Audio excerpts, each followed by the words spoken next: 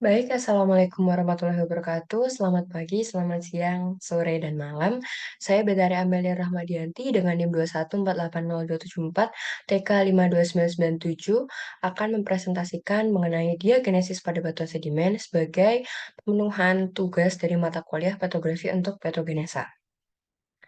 Pertama, sebelum kita masuk ke diagenesis lebih jauh, apa sih diagenesis itu? Menurut Box GR tahun 2009 mendefinisikan bahwa diagenesis merupakan proses yang berperan untuk memodifikasi sedimen setelah proses pengendapan itu terjadi. Sedangkan menurut Marshak dan Stephen tahun 2009 juga, diagenesis merupakan perubahan dari sedimen atau batuan sedimen yang ada sebelumnya menjadi batuan sedimen yang berbeda selama dan setelah terbentuknya batuan atau proses litifikasi terjadi pada suhu dan tekanan kurang dari yang dibutuhkan untuk pembentukan batuan secara metamorfisme.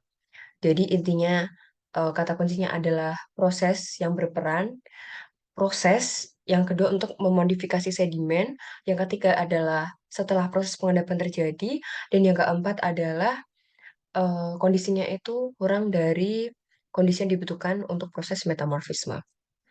Nah, menurut Scholl dan Sclager pada Takar 1991, diagenesis itu prosesnya dibagi menjadi empat. Yang pertama ada kompaksi, kedua sementasi, ketiga pelarutan, dan keempat pertumbuhan mineral autogenik. Dan setiap proses ini nanti akan kita bahas secara lebih rinci masing-masing. Yang pertama adalah proses kompaksi. Nah, proses kompaksi ini dia dihasilkan oleh tekanan beban statis atau kita bisa sebut overburden selama penguburan endapan dan akan menjadikan berkurangnya volume dan meningkatkan densitas dari batuan. Jadi ketika sudah terendapkan, sedimen tadi sudah terendapkan, dia akan tertumpuk oleh sedimen lain semakin banyak dan karena tekanannya semakin besar juga, jadi dia tuh akan mengalami atau mendapatkan beban yang besar juga atau kita bisa sebut overburden. Dan penekanan ini nantinya akan membuat densitasnya itu atau massa jenis dari batuannya itu akan semakin besar karena dia semakin kompak atau mampat dan otomatis volumenya itu berkurang.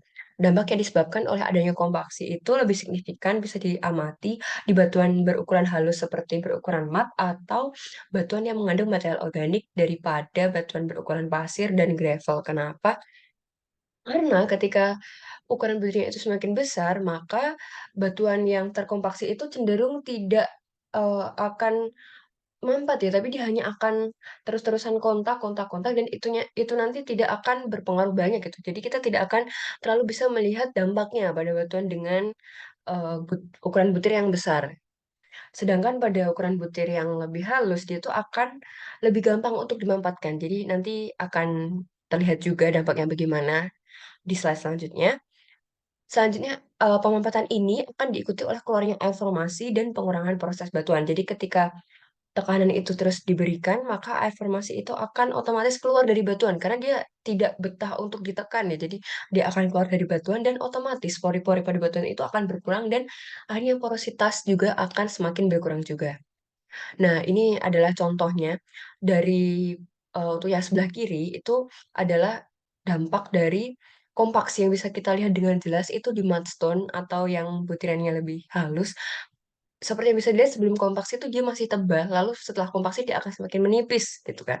Sedangkan untuk sandstone-nya itu tidak terlalu terlihat perbedaannya. Untuk yang ukuran butir cenderung sedang ke besar itu mereka akan mengalami kontak dan di situ ada 4 macam jenis kontak yang biasanya terbentuk pada batuan sedimen dan bisa diamati di sayatan tipis. Yang pertama adalah point kontak, kedua adalah long contact, dan ketiga adalah concave convex, dan yang terakhir adalah suture atau dia tuh kayak menjahit gitu loh, kayak terjahit. Bentuknya seperti ini makanya dia disebutnya suture contact. Kita akan lihat secara realnya di sayatan tipis seperti ini bentuknya. Nah, di sini tuh ada sayatan batu pasir. Ini tuh bisa kita lihat di mana baik sekali kontak ya. Jadi ini ada long contact, ini ada concave convex, lalu di sini ada eh, point contact, ini ada long contact lagi. Jadi kebanyakan di sini tuh long contact dan concave convex ya. Untuk point contactnya aku belum nemu di sini. Untuk suturnya yang ini. Ini tuh litik, tapi dia jadi apa namanya dia tuh berwarna hitam karena memang sedang di penguatan XPL. Dan ini tuh di material lainnya tuh dia terbentuk seperti struktur kita tadi kan, seperti yang telah dijelaskan di gambar, ini juga struktur kontak.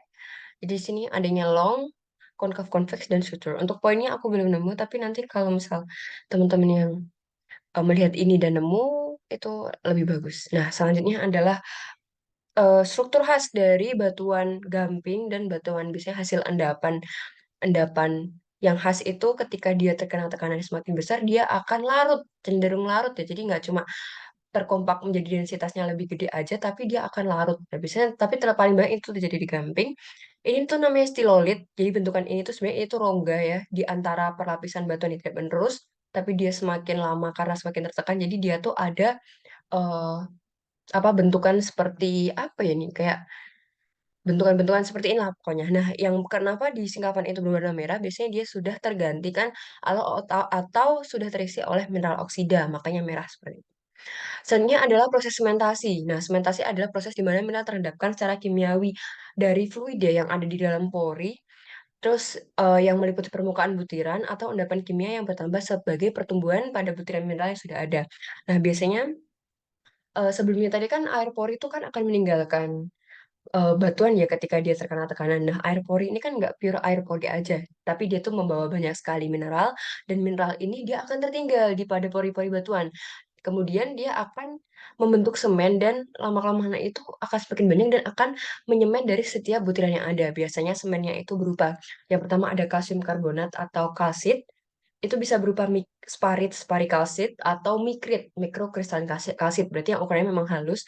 Yang kedua ada silika, biasanya tuh dia mikrokristalin quartz atau silika yang ukurannya kecil-kecil, dan terakhir itu ada clay mineral atau mineral lempung. Jadi mineral lempung kan itu banyak ya. Jadi semua mineral lempung itu bisa jadi semen.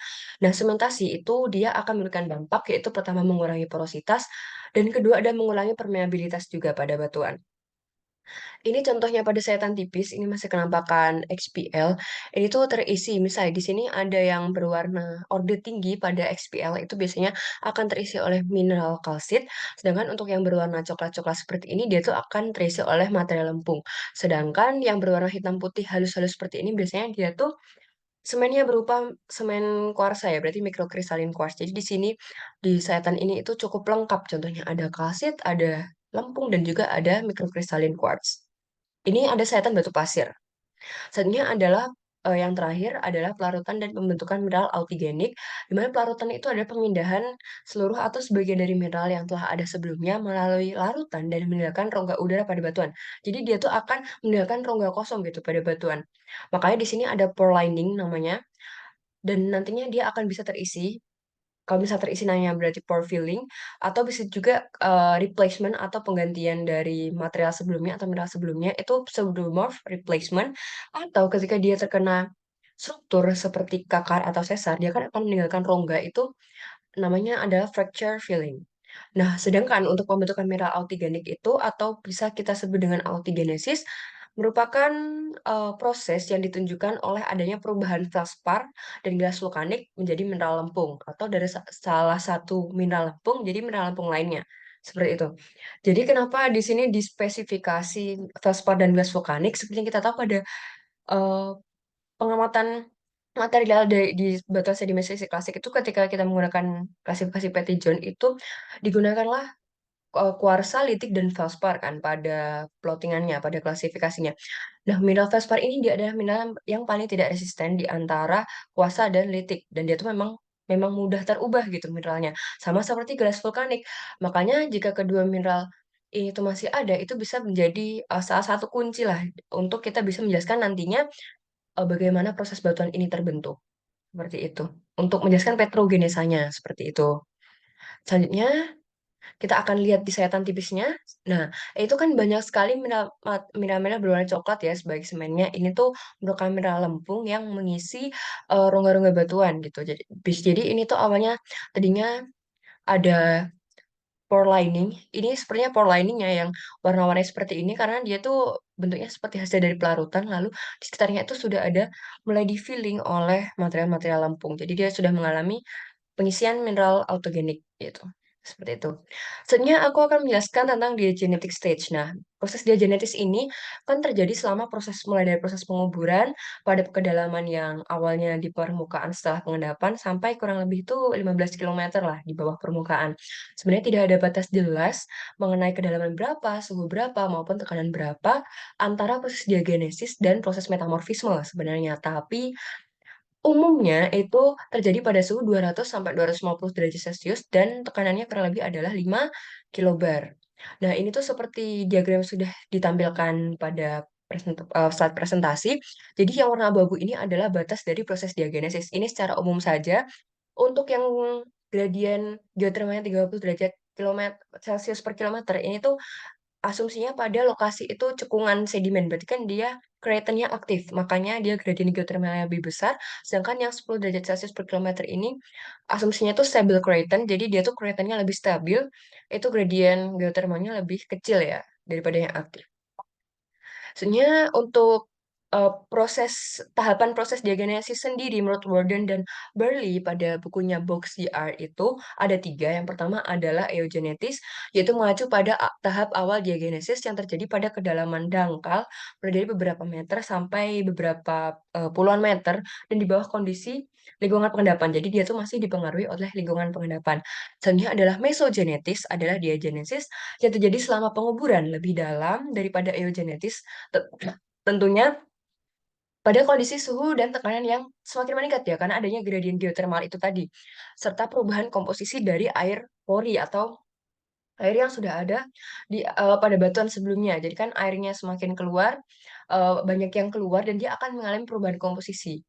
Selanjutnya adalah yang terakhir, stage telogenesis, di mana mengacu pada diagenesis tahap akhir yang disertai oleh pengangkatan sedimen yang terkubur sebelumnya ke permukaan. Nah, sedimen ini yang awalnya masih di bawah ya, masih di bawah permukaan tentunya setelah dia mengalami stage mesogenesis itu terangkat biasanya karena adanya pengaruh struktur atau biasanya uplift ya.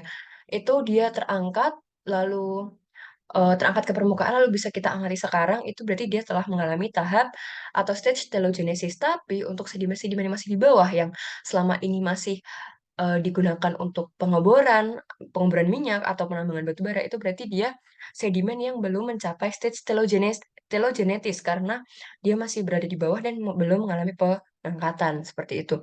Untuk lebih gampangnya akan aku jelaskan di flowchart ini.